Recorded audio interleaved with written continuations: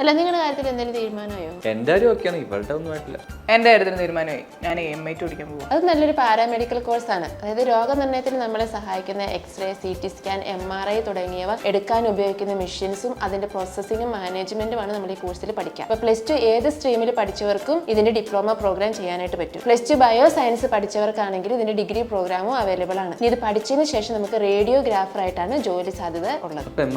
Medical radiological ടെക്നോളജിയാണ് MRT എന്ന് പറയുന്നത്. എന്ന് പറഞ്ഞിട്ടുണ്ടെങ്കിൽ മെഡിക്കൽ ഇമേജിംഗ് ടെക്നോളജി ഉപയോഗിച്ചുകൊണ്ട് രോഗനിർണയം നടത്തുകയും അതിനുശേഷമുള്ള ട്രീറ്റ്മെന്റുമാണ് ഇതിനകത്ത് നമ്മൾ പഠിക്കുന്നത്. അപ്പോൾ റേഡിയോഗ്രാഫർ ആയിട്ടും റേഡിയോ തെറാപ്പിസ്റ്റ് ആയിട്ടും വർക്ക് ചെയ്യാനുള്ള ഓപ്പർച്യൂണിറ്റി ഈ ഒരു കോഴ്സിന്റെ ഭാഗമായിട്ട് നമുക്ക് ലഭിക്കുന്നു. MIT പ്രോഗ്രാമിനുള്ളതുപോലെ തന്നെ MRT പ്രോഗ്രാമിനും ഡിപ്ലോമ പ്രോഗ്രാമും ഉണ്ട്, ഡിഗ്രി പ്രോഗ്രാമും ഉണ്ട്.